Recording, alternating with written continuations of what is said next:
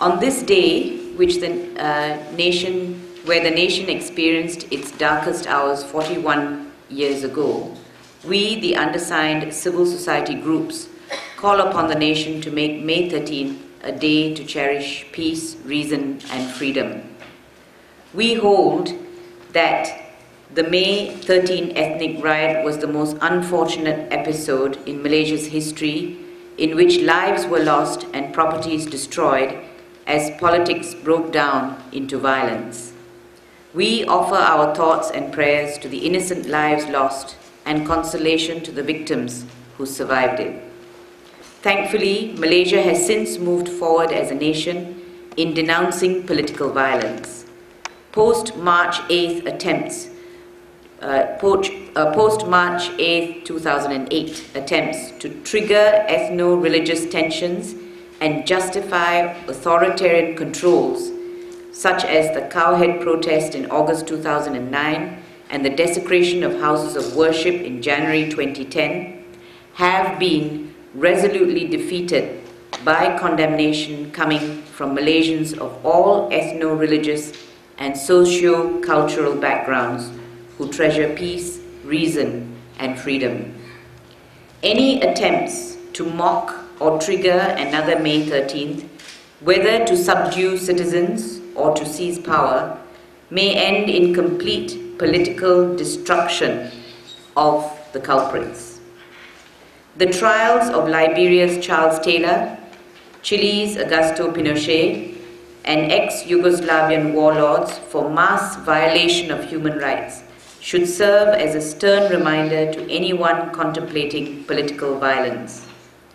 A society with zero tolerance for political violence and intimidation of any kind is emerging in Malaysia, especially amongst those of the younger generation.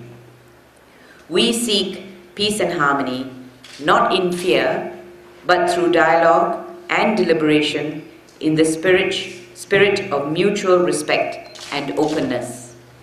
While freedom of speech and freedom of assembly for all political persuasions should be celebrated, any attempt to exploit the anniversary of May the 13th to glorify political violence or instill fear is disgraceful and should be shunned by the public.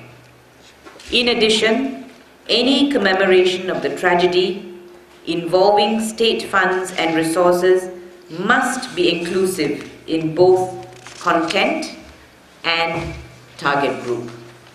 This statement is endorsed, as has been stated earlier, by 100 NGOs and civil society organizations. Now I'm going to hand the mic over to all those who will have comments, and then I will round up at the end. I think we all know why we are here, why this statement became necessary. Thankfully, good sense has prevailed today. But it's important for society at large to register the unhappiness that we feel with even the very idea that such a rally might have been contemplated in Terengganu. As I said, once we say thank you to those who played a role in bringing that idea to an end, we must register our unhappiness so that such a notion may not be contemplated in the future.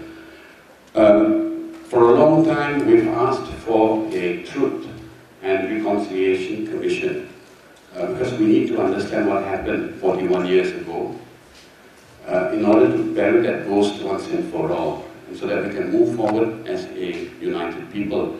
I think this is something that we must continue to press the authorities for. On my own behalf and on behalf of the organization I represent, REPSA,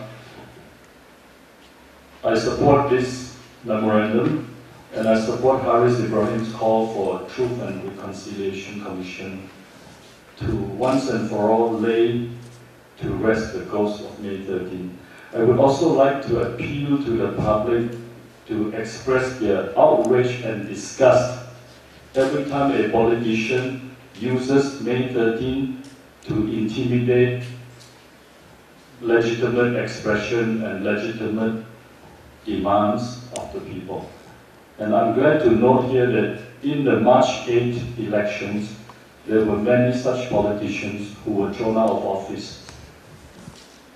And one of the reasons they were thrown out was because they used May 13 to intimidate the people. That's all. Thank you. Yes, good afternoon, everybody. I'm Zaid Kamarudin, representing the Keturunan Jamaah Islam Malaysia. It is good that if you look across the table, it shows the unity among all races, all culture, as well as all religion. But if you look at the list of organizations, then it would be even better represented. Probably among the Muslim and the Malays NGOs, there are not so many here, or not too many in the list. But be rest assured that things have changed. Where now we are a society that can see and evaluate and make our own decision, not influenced by probably a rallying call that we don't understand before. I think it has been pointed out the fact that it was contemplated to have an occasion and call Bangkit Melayu or Arise the Malays on that particular day, the insensitivities, and probably it's designed to a certain thing. It's also a surprise that among the organizer, one suspiciously looks like a sort of a government institution at state level. I'm not so sure whether it is one or not. So it is something that is contemplated. The fact that it was contemplated, and the fact that it has gone until only at the last moment before it was cancelled, probably also thanks to the pressures that the other NGOs and generally people of some reasoning gave that it was cancelled. So it is still an issue that we have not really put to rest, but we hope that there will be a growing number, bigger community from across the races and religions that would like to have a different sort of relationship among people as well as with policies of the government itself. I'm Hui from Swaram. I think I would like to emphasize that what of my colleagues have mentioned just now. The Redress Commission is very important to find out what actually happened. You see, for the 41 years ago until today, Malaysia in general, we did not know what actually happened. There are so many different stories until actually this book coming out, the disclosure of the May 13 incident. I think this is a first step from the civil society or academic looking for the truth of this sad incident. So what is the action from the government? What they have to do and they what should do is to form the Redress Commission to look into this matter, tell us the true story what actually happened, and the government should take out a very big responsibility in paying compensation to those victims as well as to let Malaysian public come out from the scary of the May 30 incident. I think there are few good examples in this world who the government have taken a very progressive action to look into all these incidents. I mean, I take example like May 18 Foundation in Korea, 228 Foundation in Taiwan. All this is a good effort to looking into the truth of what happened and then move forward from there.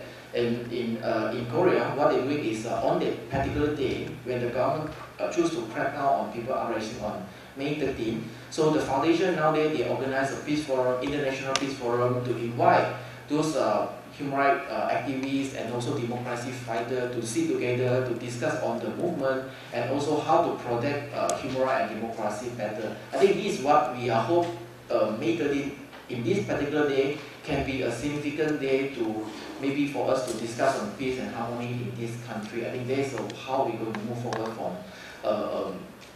from today. Thanks.